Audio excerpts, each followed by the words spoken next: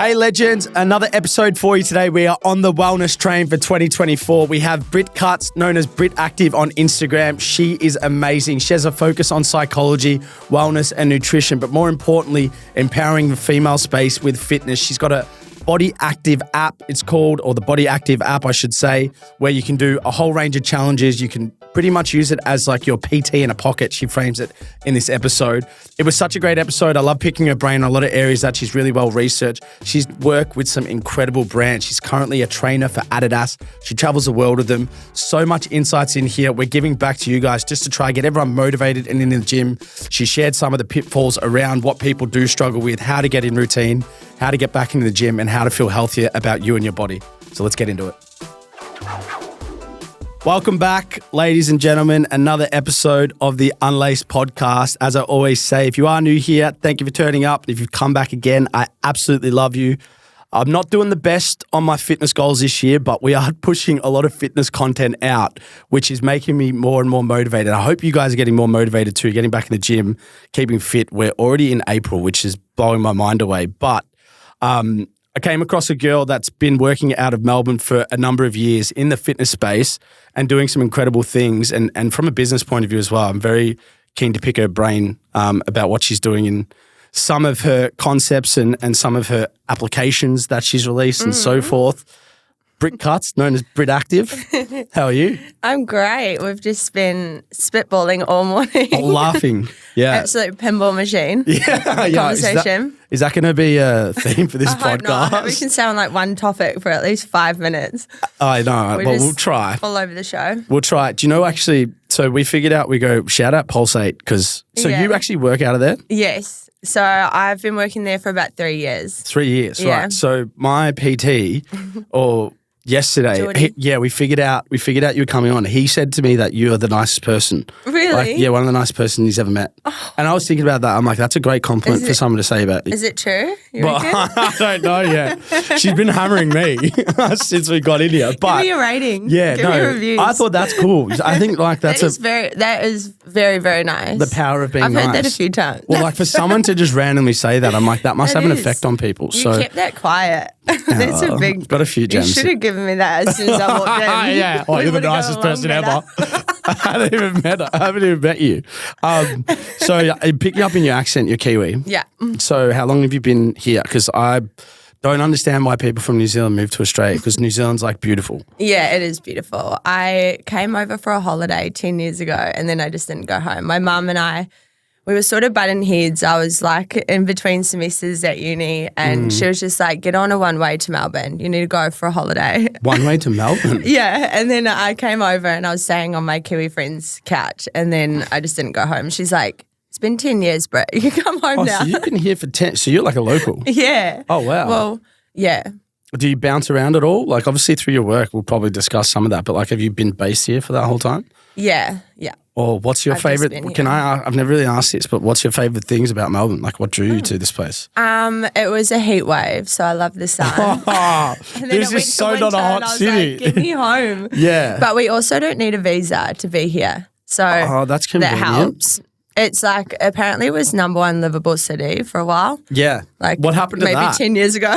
There's a lockdown, I think, really slid us down the pile there. Hey? Yeah. So, yeah. And it's just flowing. Like lockdown obviously took away 2 years and it's like I'll always know that I can just go home. Like I do miss family and stuff, but it's just so easy to be here. Yeah. I love it here. I find it, I've like travelled quite a bit and it always makes me value Australia in general, but definitely so much going on Melbourne. all the time. Oh, TikTok. I'd be bored if I was in New Zealand. TikTok's scary. Like TikTok, like I've had to like put my phone down at times. What do you mean? Bro, there's some like really dark shit going on in the world.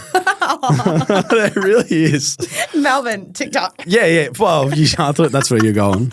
Nah. Yeah, but there is. I spoke to my dad about it the other day. I'm like, man, this place is fucked. Tell me more. Yeah. Oh my God, just some stories. But hey, you're doing some incredible stuff in the fitness space. You work with some of the biggest brands around the country.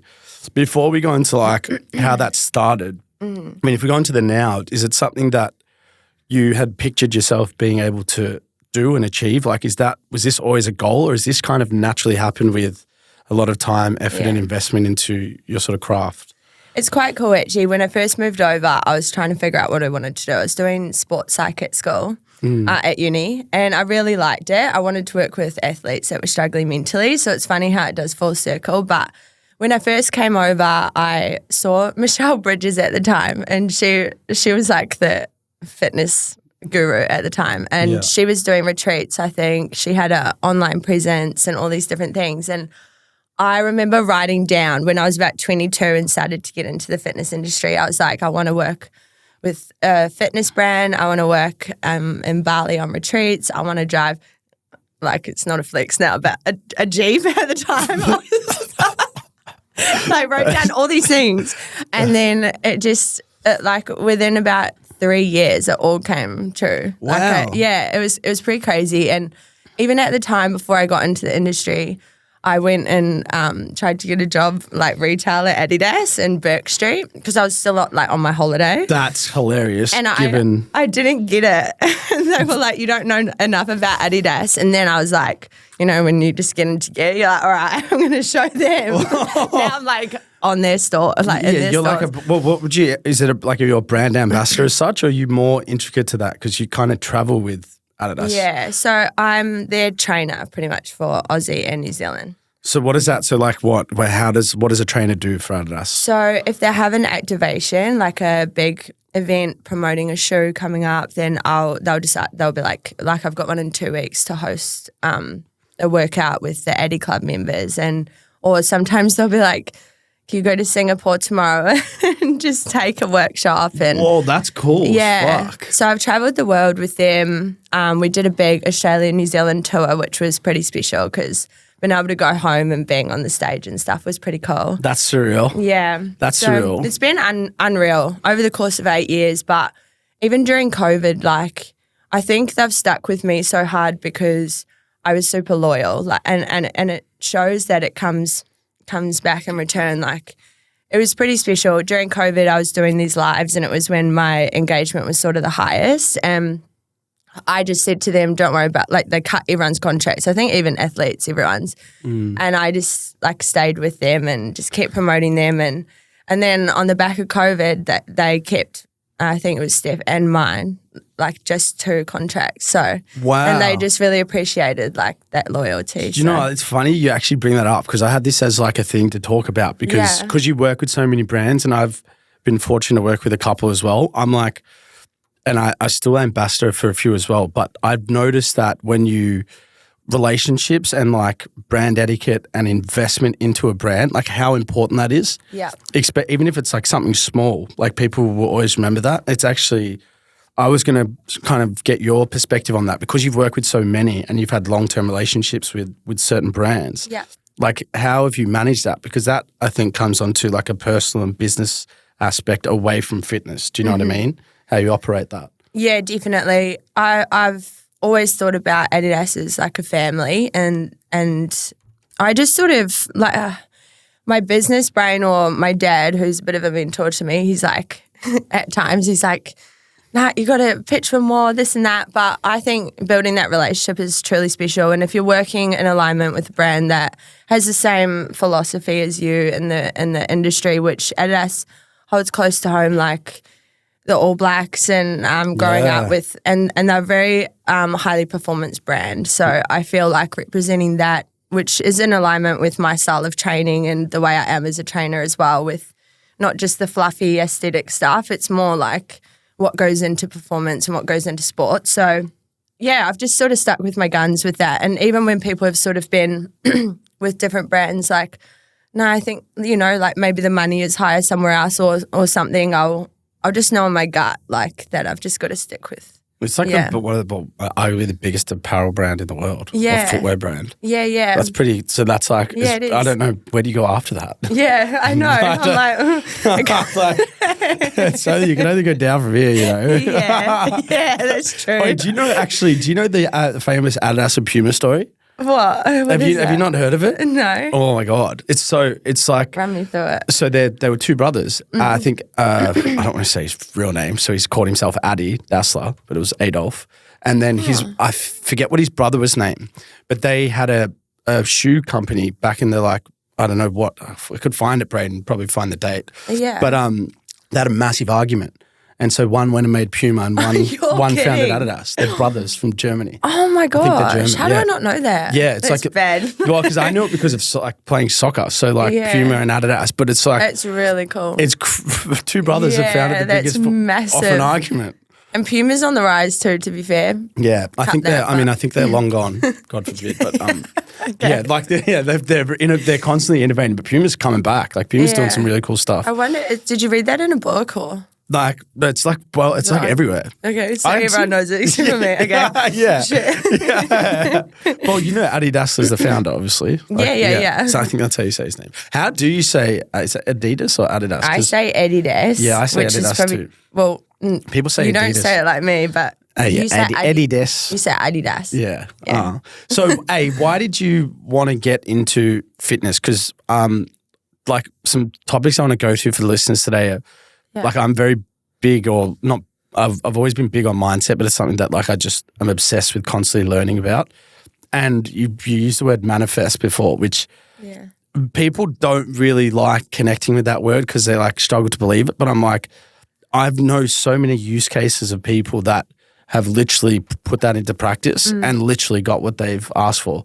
So I want to go through that. But what was sort of the, I guess, turning point for you where you started to want to really focus on fitness and your well-being and the health sort of space?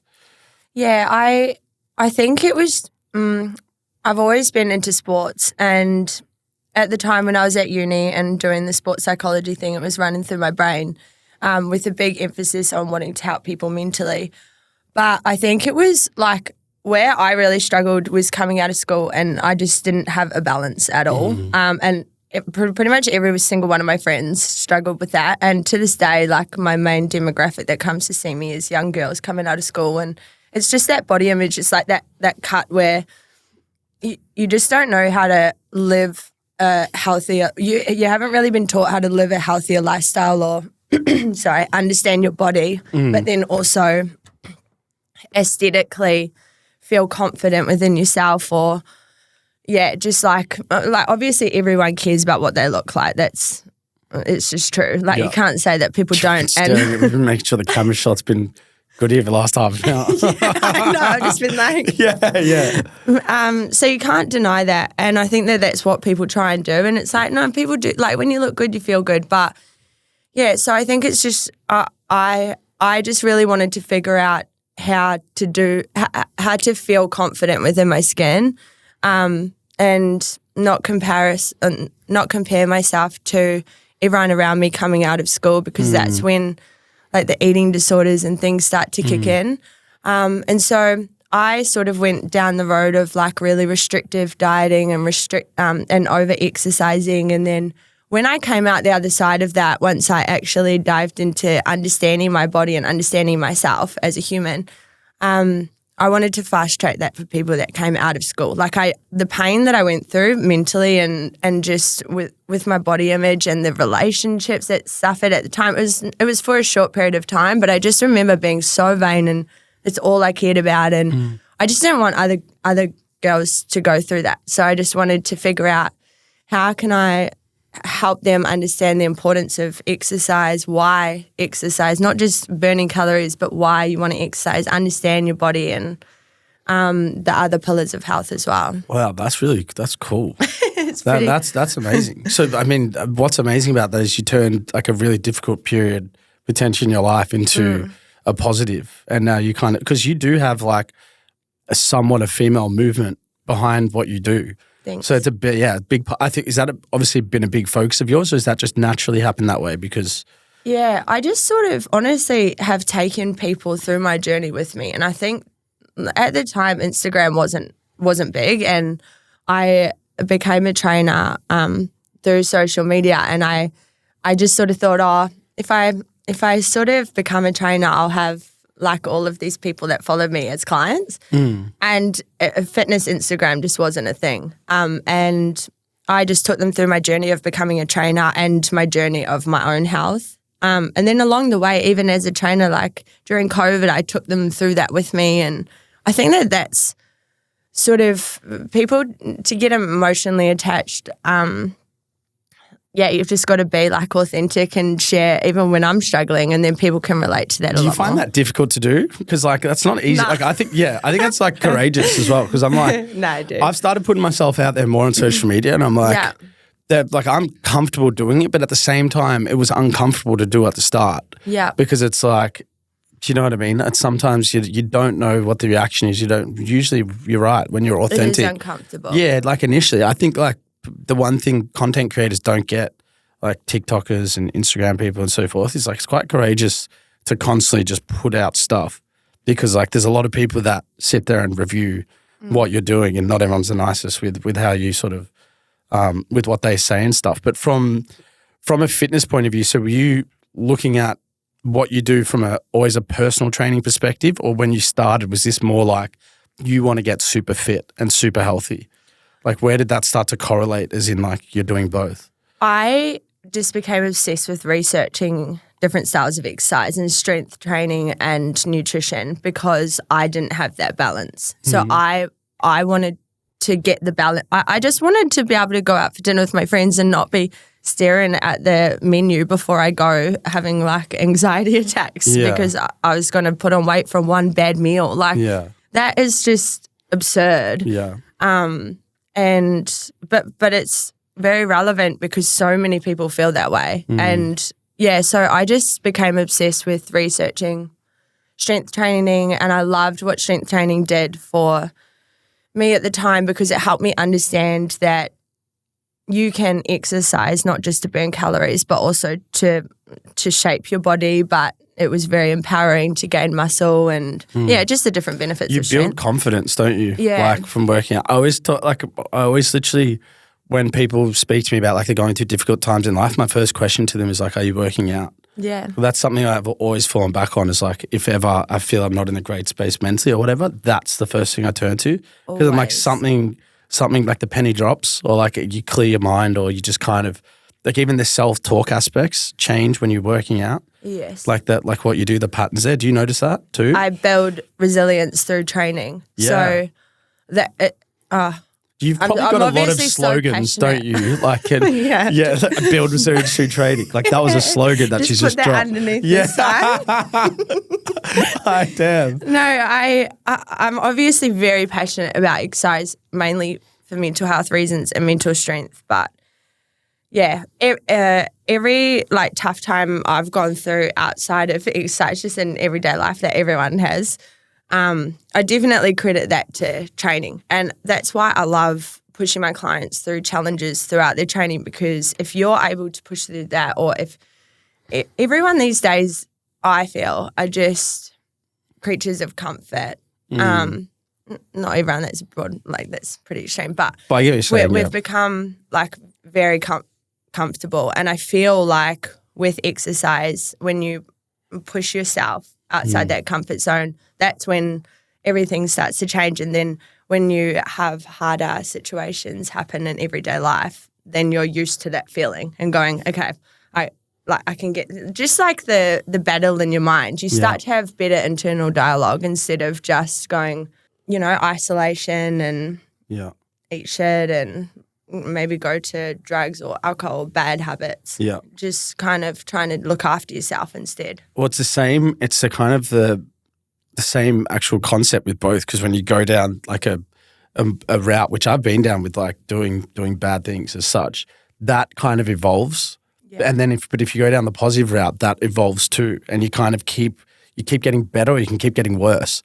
So it's like a very like a bit of a split path or sliding doors, which one you sort of choose. 100%. But I found, I don't know, are you big on like, I'm obsessed with learning about the brain at the moment. Yes. Like just not even like learning specifically about like what part of the brain's called and stuff, but in regards to like use cases of people that have been in certain situations and through them thinking positivity, they've changed something. Yeah. So mindset to me is, it's like it becomes very apparent when you do a lot of sport too. Like a lot of the athletes we speak to, like it's very much that sort of 80-20 rule, which people don't think is completely true, but particularly when you get to the higher levels, like the mind, if that's not trained and prepared properly, there's a lot of challenges with that. I feel like that goes hand in hand with what you do, and you sort of emphasize that a lot in I guess, what you push out to your following. Why do you prioritize that? Like, why is that sort of something you kind of focus on? 80-20 or balance? Well, yeah, balance, the sort of the mind. mind. Yeah, it's not just like, you're not doing physical exercise, you're kind of training the brain as well, right? Yeah. Yeah. That is my little podcast series. Yeah, there you go. Train the brain. Yeah, I think it's just helped me so much mentally. And your brain is like a muscle and you need to train that too. Like it's probably more important than your actual physical body. Like if you get the brain right, then you can get through anything, and we've got to practice that, because if you get 1,000 thoughts come through your brain every minute, and if you listen to the negative ones, it's so easy to go down a different path like you said before. And if you start to rewire or shut out the negative, or you can path your own thoughts. And I think that's just so important, to become more mindful of what's actually going through you. Like if you feel like social media or TikTok is having a negative impact on you mentally, then it's just about having a bit more discipline to not go on that as much, or to tailor it to, like, we don't have to consume all of these negative things that impact our body image or negative self-talk, you know? Absolutely. Do you have specific things you put in place to support, like, because discipline is easy, not easier said than done sometimes, right? But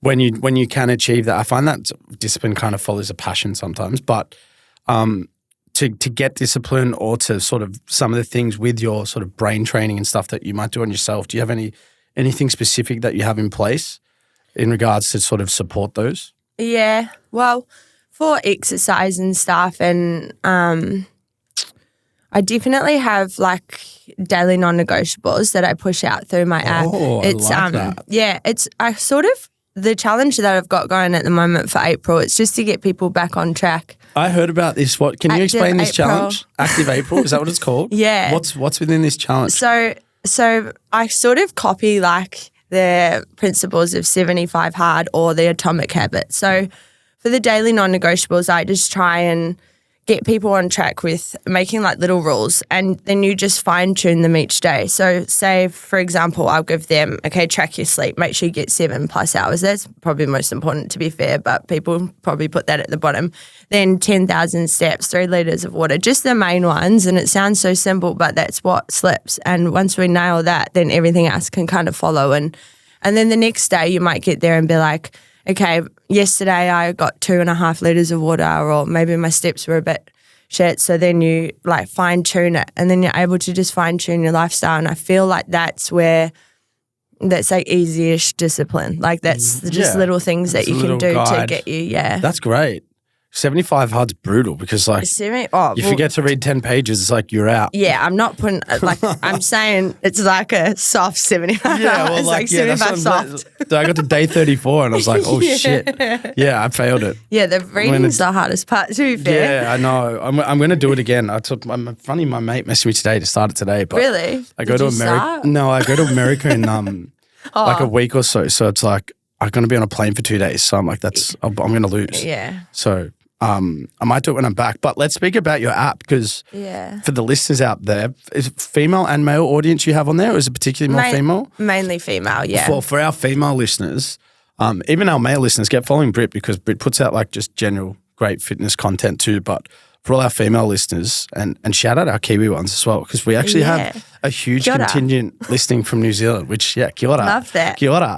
Yeah, we do. We have a great New Zealand following, so I absolutely love you guys for that. But this app, which is really cool, Body Active by Britt. Yeah, Active. Yeah. Can you explain what was the purpose behind that? Because now obviously you've explained like a concept you've got going for April, but it's pretty cool.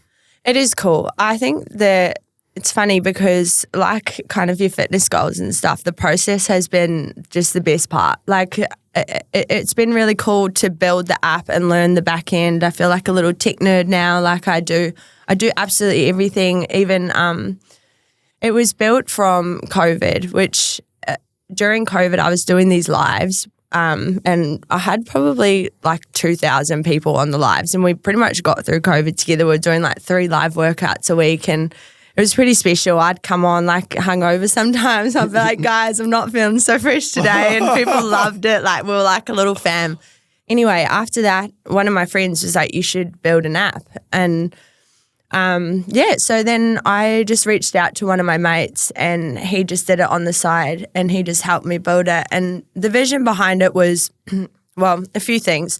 I just get very frustrated at like seeing people not knowing why you're doing an exercise, not knowing how to do an exercise. Girls feel so intimidated to go into the gym, but they don't even understand.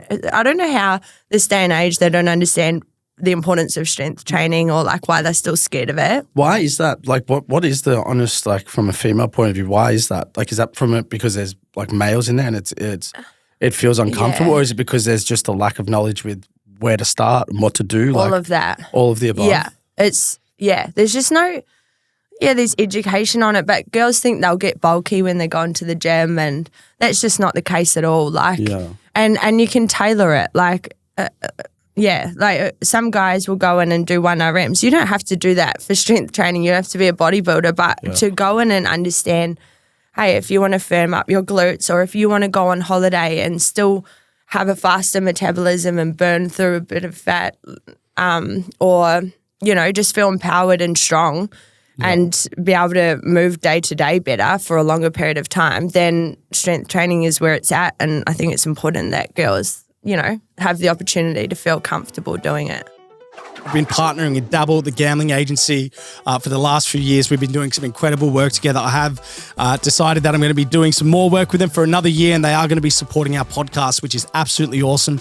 If you are in the gambling space, get on Dabble. They have incredible services and variety of offers that help give them a point of difference to other gambling agencies, particularly. You can follow ambassadors who are ex-professionals in their sport. You get to see on their profile page what they bet on, and you can copy their bets to heighten your chances of winning, which is absolutely awesome. One of my roles working across Dabble is that I have a weekly show called Jake's Take, a weekly stream 7 to 8 p.m. every Wednesday where we talk about all things sport. We get guests on, and most of all, we have an absolute laugh. It's a wonderful app. There's great community in there and great people behind it as well. So if you are in this space, give Dabble a go. I've got a link below. They've been a great supporter of our show, and let's get back into the episode.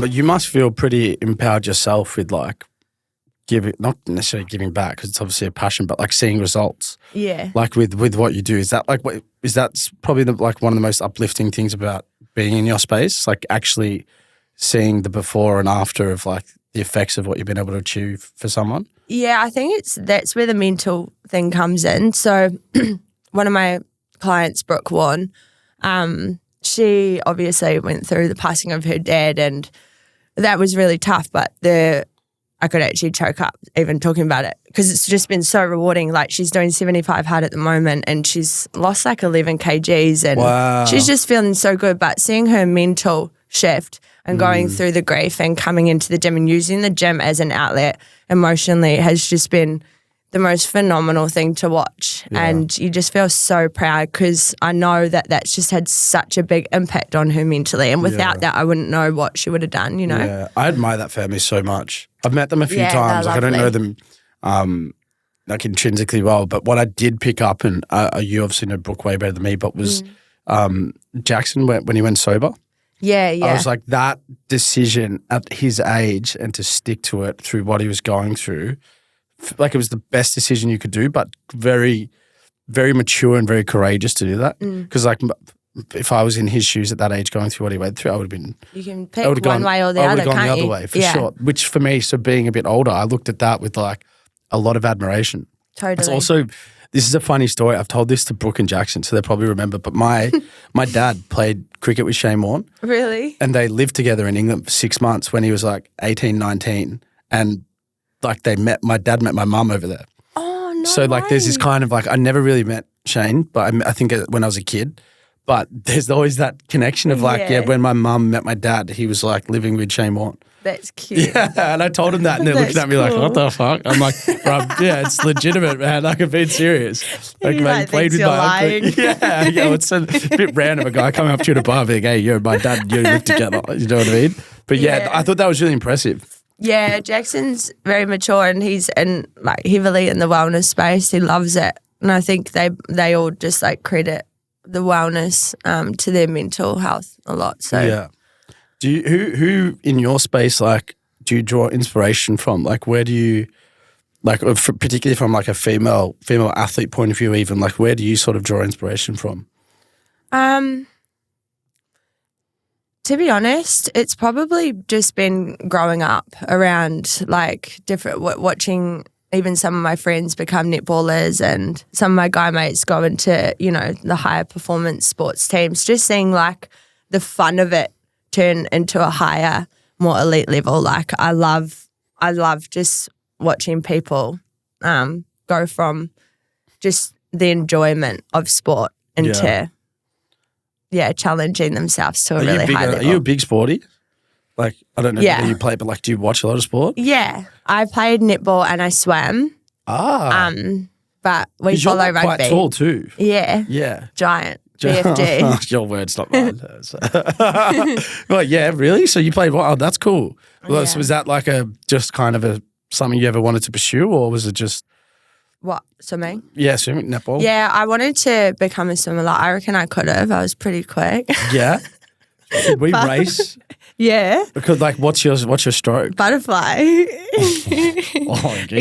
got me there. I swam like 3 hours a day, and you know, when you're doing that and you're all in your head and you're by yourself, it's just not that fun. That's a lonely space, isn't it? The pool. Yeah. So I gave up on that about 18, like when I was 18. Wow. Yeah, man, I struggled like swimming. I think I'm quick at, but like after 2 laps, I'm done. Yeah, but I'm training that at the moment because I tore my hamstring. So it's like a very lonely place. How did you tear that? I haven't played soccer in a long time. Okay. So no, I'm making a comeback, people. But no warm up. Yeah, probably not. Probably not. So I'm training out at GSAC near our gym. Actually, at the moment. Can I put you on the spot here? Can I get you to like reel off some of the brands that you've worked with? Yeah. So I think it's like pretty. I know some of them, and it's just crazy how many you've worked with. Yeah, so I've worked with Adidas, Keep It Cleaner, which I was actually going to say Steph Smith is like, she's always been someone that I look up to because she's just such a powerful businesswoman. Like, I love watching her in the wellness space, and being able to work with alongside her was really cool. So those girls absolutely crush it. And then Journey Retreats, which was the Bali retreats. I've worked with Fitbit, ANZ, all the... Wow. Like, just... keep going. Yeah. Keep going. Yeah. I mean, but like, how do you... Are these Coles. all... Yeah, like, is it a lot to deal with? Obviously, it's what you want to do, but like, that's a lot. Yeah, it's quite funny because I do PT, and the boys at the gym, I think they just think that I do that and then just go home. But then I've got the app that I'm, trying to consistently build community through that. It's a lot. Like, it's a lot to do it by yourself. Like, if I had an investor for the app, hey, shout out, come on. Then I would definitely get a team underneath me, and I just know it would, just help so much. But doing it alone, it's rewarding, and I'm proud of myself, but it's a lot. Like, I do, so I train people face to face, then I have the app, then I do a few different jobs with different companies too. So it's a lot to juggle, but I think I love it. Like, I love the adrenaline and keeping everything organised. Yeah.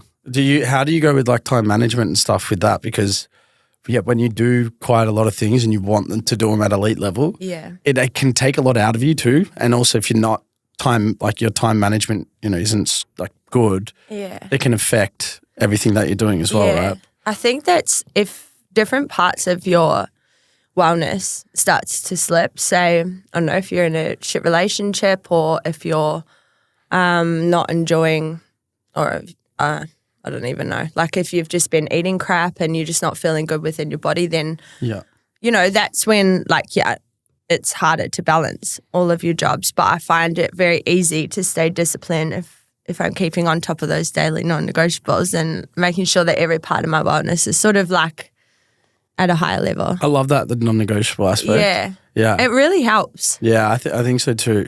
You just force yourself to do something that is going to help you. Yeah. which I don't do enough of. So I'm not like preaching here, but I know when I have done it, and it's something that I'm like really trying to focus on now, because I find like I never like setting New Year's resolution, because I'm like, if you want to change, like just do it on the day. Yeah. So I kind of focus to not, but January's always like a crazy month in Australia because of like Christmas into Australia Day, you have time off.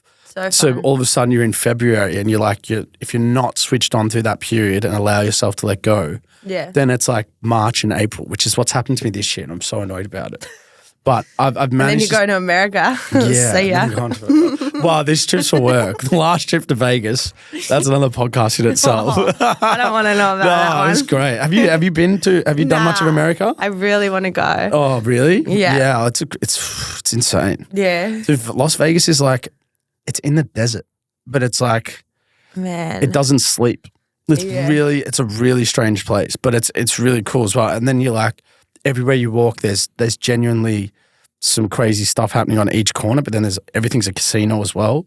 And then Adele's playing like every night. And you've got like Calvin Harris's play. It's just, I love it. Yeah, it's a lot to deal with. Head over there. Yeah. What's your, I love traveling and I love hearing traveling stories. Yeah. What's the most unique place you've visited through work? That's sort of been through like work? Yeah, through work. Yeah, even individually if you like. But Turkey was pretty special. That really? I did a boat trip in Turkey, and the water was just unreal. Sail Turkey? Yeah, no, it was like a man-made one, like just a group of friends. Oh right, okay. That was unreal. But I went to Berlin with Adidas once for like 3 days. Oh wow. And we did like this big night run, and it was all these different countries, and I was representing Australia, even though I'm Kiwi. Like, what? South Pacific. Berlin was probably, I mean, it's meant to be good for partying, but we were obviously there for the complete opposite reason. But it was unreal to be able to run. Like, that's why I love running as well, exploring new cities, but running through the streets of Berlin with like all these different captains from different countries was really special. It's got a lot of history, right, Berlin as well. So it's quite, not that I've been, but didn't apparently see it for long. 3 days. 3 days, yeah. But yeah, it does. Yeah. Do you run a lot now? I love what different styles of exercise do for you. Like, yeah, can we talk about that? Yeah, because, can we? Yeah, because for me, I don't, and I want you to challenge me on this. Yeah. I hate the gym. Yeah. But I love running, or I love cardio because of like the endorphins or whatever my brain starts happening to my brain. I prefer that, but like my gym training, it's always like, oh. Do you find it calms you down, cardio, or do you find it gives you high? It kind of gives me like it calms me down, but at the same time it rewires focus and I become more productive. Yeah, cool. See, this is what I love. Is that different? Is it different for different people? Is that not? I just thought like, I don't know. And also it there's a sense of like satisfaction. Yeah. That like I accomplished something difficult, or like, a challenge. Yeah. I did something I didn't want to do. Really hard. Yeah. That's what I was saying about that comfort zone. Like, there's just so much reward in getting outside your comfort zone and going through like a bit of pain. And that's what I find with cardio too. Like, running just doesn't come easy to me, but because it's like hard and I really have to push myself through it. I love it. It can be boring as well. Like people, you know what I mean? Boring. Which I completely, that's a lot of what people say that love the gym to me. They're like, running is boring. Yeah. Which I kind of agree with, but I just get the different sense of feeling in my brain was why would some people prefer the gym, for example? Is that because they like to see size and improvement in their body and shape? I think the gym is definitely a challenge if you're going with a trainer or like you've got a target. That's definitely somewhere that you can build resilience, which I think is super. It's really empowering. And then I always look at cardio and strength training as like income. So your strength training is like your passive income, which is sort of like you don't. What you see is what you get with cardio. So that's like your bread and butter, your 9 to 5. You burn calories on your Apple Watch, and that's what you get. Whereas your strength training is like over time, you're building your metabolism, you're building your body, and that's why I think like I love strength, is because it's sort of like if I got sick for say 4 months and I had to take 4 months off, I know that I've built my body to prepare for that. Yeah. So it can still hum. Yeah. So yeah. That's a great word. I love that. Still humming, baby. Yeah, still humming. Wow, that's pretty cool. Because so from I guess your app or your clientele, what are some of like common queries or questions you get? Like where you're, because I feel like you're quite educated in this space. I'm not going to say, I don't want to preach that you're perfect because I'm not saying like everyone is, but I mean, I love that. But at the same time Give it a nudge. No, because what I was about to say is like, I feel like you have a good answer for everything because you've done so much research on it, which is why I want to kind of like ask a range of questions in that. But like, what are some of the common questions you get from, your female, clients or male clients that they want to improve or they really struggle with? A big thing is motivation. Yeah. And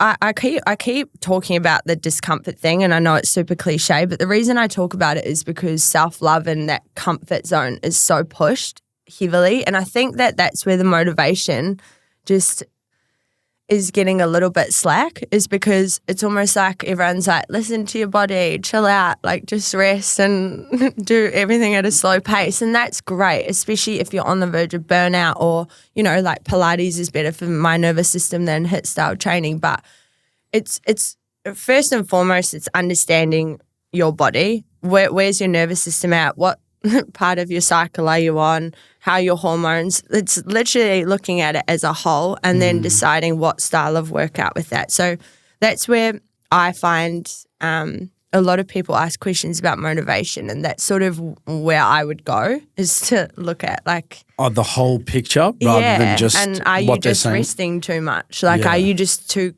comfortable? Are you so I struggle with that too a lot. But I find like it's I don't know if everyone says this, but it's like once you get the ball rolling, then once you get going, and sometimes you just need like a little kick up the arse, like So motivation is a big one. Another common question is like to do with injury. So people come in with back pain and they just don't realize that you don't have to live with back pain. So I think a big thing, the reason that I love my job is just trying to help people understand why you choose different exercises you could do, but like a gym class and you're just smashing out squats, but you could be doing them completely wrong. Or you can understand why you need to do a squat, what muscle recruitment there is, really break down that movement and see how that can actually benefit you with other styles of exercise. So it's just like, I don't know, it's like any industry. I obviously really have dived into understanding it, but I think our body is, it's the only home that we have forever, and why not understand it fully? And like, especially because everyone is completely different. Yeah, that's what makes it interesting. It's like everyone's kind of different with what they can handle, what they should do, what they're gifted with, like what they're not, what they have to work on and so forth. From the psychology space, when you were studying that, like I'm drawn to that space. I'm curious to know why you were drawn to that space, and even so, through maybe some of your educational research on it, what was like really interesting to you? Because I still think like the way we communicate with our brain and the patterns we wire, like can really dictate results in life. Like, I think it's that powerful that I really hate that we didn't get educated enough on it in school. Yeah. Yeah, I find it just so fascinating. Like, even my whole For You page on TikTok is literally is it really? Just the brain. I'm hugely fascinated by it, but I think it's mainly because there's always just two perspectives, and it's so easy to let your brain go down one completely different way. And as soon as you could have one conversation with someone and they're like, hey, Britt, have you ever thought about it like this? And then I'm like, oh my God, if I didn't speak to that person, I would have just carried on down this way. And it's just a completely change in direction. It's like sliding doors. So I find that's what I love about psychology. And then also relating to different people. A big part of my job is really understanding different personalities. And I feel like I can kind of do that just based off an energy level now. Yeah. So that's pretty special. And I think it's I think my downfall is having probably too much compassion. Oh yeah. But it's like you need to crack the whip a bit more with like certain situations and clients to be like, Oh no, I'm pretty hard in that. Okay, so what do you mean by my compassionate? I think like I've spent a lot of time trying to understand different personalities that if someone's, being a bit of a dickhead, I'm like, I'm like, now what have they gone through to be like this? That's you know what I mean? Though. Yeah, but I'm trying to do more of that. Yeah. Like particularly with like hate on TikTok, I'm like, well, what are they going through to have to like spend their time and say that? Yeah. Like not even some, like my TikTok's been pretty good, but I'm like, I see some stuff on there and I'm like, holy shit. Yeah. Yeah, but I think that's a good perspective to take though. Yeah. Because like that for me tells me that doesn't overly affect you as much. It's more because if you're so looking at them and why, That's true. Yeah, then I think that's a good thing. Yeah, that's probably what I've spent a lot of time sort of researching is just understanding people a lot more. And I think that's really helped with my job, I think. With obviously your lifestyle, one thing, a disciplined format of life is routine. Are you very routine based? Is that something you prioritize? Are you lenient with that with yourself? Like what sort of what you do and also your advice to people in that space? Yeah, I on a Sunday I book all my workouts and as appointments for the week, and that's first and foremost because it gives me the most energy. So yeah, like I love to have that routine at least. And then with work I just try and keep that very similar. Yeah, I am. Like even with nutrition, if people get off track, I'll say to clients, just try and stick to like the same meals Monday to Friday, and then you'll just get on a bit of a rhythm with it. So I really love having a solid routine. Do you find that that's a common challenge for people too? Because I think that comes back to motivation, Nutrition? routine. Oh, routine. Yeah, like people getting up at the same time every day. Yeah. Like that is kind of comes back to what you said around the non-negotiables of like sticking to some things like that, which I think's like seems easy when you say it, but like until you get consistent with it, it can be one of those things that like feels hard at the start. Yeah, I think people, like what I was saying even with the back pain, is I think people think the way I have been just needs to carry on. So they might say, oh, but I'm not a morning person. And it's like, just because you haven't been a morning person for, the last 5 years, it doesn't mean you can't change that literally tomorrow. And it will take maybe a week to get into a morning person. Yeah. So I think we